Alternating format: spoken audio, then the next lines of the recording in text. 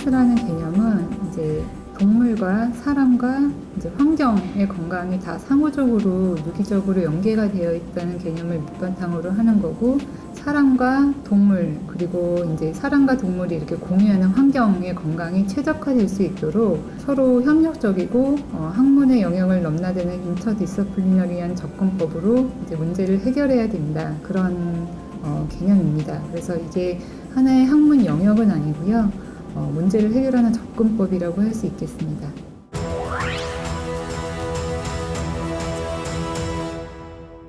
이번 코비드 사례에서도 봤듯이 되게 초기 대응이 중요하잖아요. 초기 대응을 못하면 금방 스프레드 되고 그러기 때문에. 근데 이렇게 야생동물에서 기원하는 바이러스가 사람한테 발생을 했을 때 사실 인의 영역에서는 그런 동물에 대한 바이러스 정보가 축적된 것이 부족할 수 있는데, 이제 수의 영역, 동물 그 영역에서는 그래도 그간 좀 축적된 정보들이 있기 때문에 이런 정보가 공유가 되면 더 재빨리 규명을 할 수가 있고 대응을 할 수 있기 때문에 2006년 정도에 동물병원에서도 반려동물에서 그때는 원인 미상이었는데 이제 다시 되돌아서 보면은 그게 가습기 살균제가 원인이었을 수도 있는 폐 섬유화 소견으로 오는 동물들이 굉장히 많이 보고가 됐었어요. 그래서 근데 수의사들도 되게 의아해했고, 이 원인이 미상이니까 어떤 바이러스도 아니고, 그래서 해외 전문가들한테 자문도 구해보고 그랬었는데 이게 뭐 한국에서만 발생된 원인인 일이었으니까 해외 전문가들한테도 답을 얻지 못했었다고 해요.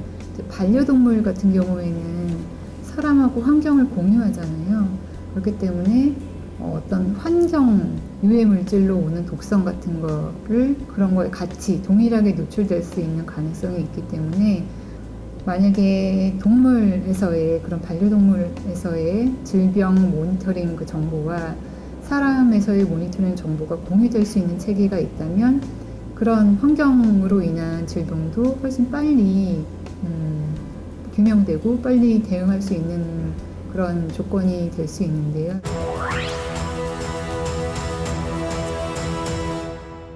그 축산 영역에서는 그 항생제를 어떤 치료 목적의 용량보다 약간 낮은, 그러니까 서브세라피릭 용량이라고 하는데 그 용량으로 장기간 사용을 해요, 축산에서는 대부분. 근데 그 환경이 항생제 내성 진을 디벨롭하는데 가장 이상적인 조건이라고 합니다. 근데 동물에서 사용되는 항생제와 사람에서 사용되는 항생제가 분자 구조가 거의 동일하거든요. 그리고 뭐 동일한 약을 사용하기도 하고, 그렇기 때문에 동물에서 사람으로 트랜스밋 될 수 있는 가능성이 굉장히 용이하고, 항생제 내성 서베일런스를 사람과 동물과 환경을 포괄적으로 해야 되기 때문에 원헬스적 접근이 필요한데,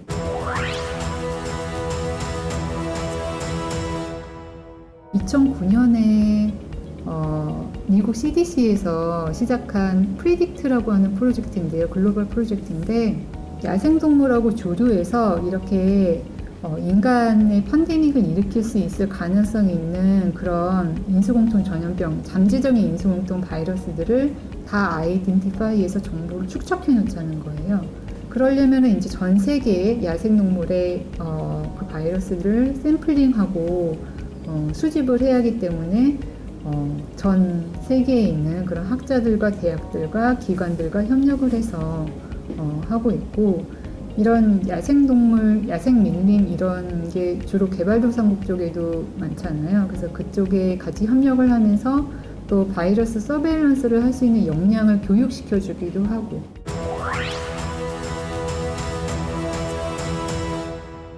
지금 아프리카에서 굉장히 행행하고 있는 그런 수인성 질환들, 뭐 콜레라, 이런 것 때문에 제가 직접 가서 경험을 한 바로도 뭐 수자원공사나 보건부 간의 협력이 굉장히 잘 이루어지지가 않아서 그 간단한 콜레라 같은 것도 아직도 행행을 하고 그러고 있는데, 아직도 좀 이렇게 부처 간의 경직된 문화나 좀 이렇게 수평적이지가 않고 사일로적인 그런 일처리 방식 때문에 협력이 굉장히 어렵습니다. 그래서 정부 부처 간 통합적인 대응 체계 그리고 통합 정보 공유 체계 구축이 되게 중요한데 이게 단순히 뭐 질병 정보를 동물과 인간의 질병 정보를 공유하고 이런 차원이 아니라 원재료 산지에서부터 뭐 식중독이나 그런 전염병 질환이 발생하기까지 이 흐름을 다 추적할 수 있는 그런 정보 시스템이 구축되어야 될 필요가 있고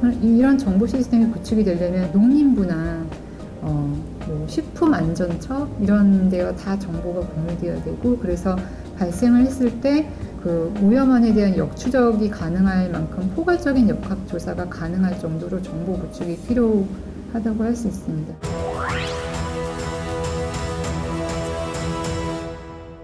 이번에 코비드-19도 그렇고 이전에 계속 발생했던 신종 전염병들이 인수공통 전염병들이잖아요. 뭐 사르스나 멀스나 이볼라 이런 것들이 그런 바이러스들이 이제 야생 환경에서 사는 야생동물에서 주로 기원을 하는데 이게 그 야생동물하고 사람이 사는 서식지하고 그 인터페이스가 점점 가까워지니까 그런 야생동물에서 서식하는 바이러스들이 인간의 세계로 들어올 확률이 높아지는 거예요. 근데 이런 야생동물이 사는 환경과 사람이 사는 환경을 구분 지어주는 게 대부분 이제 밀림 같은 것인데 자꾸 그 밀림들이 개발 같은 걸로 훼손이 되고 그러면서 그 동물과 야생동물과 인간의 인터페이스가 가까워지면서 점점 더 확률이 높아지는 거죠.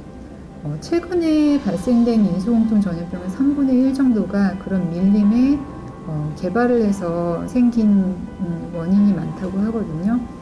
그래서 어차피 그렇게 개발을 해야 한다면 보존할 수 있는 것은 최대로 보존을 하고 그리고 가장 개발 효과를 최대화할 수 있는 것을 개발하는 그런 것들을 이제 아프리카나 개발도상 정부가 같이 협력을 하고 그 야생동물 이렇게 교역, 트레이드 하는 규제 같은 것도 정부가 좀 나서서 만들고 이런 노력이 필요하다고 할 수 있습니다.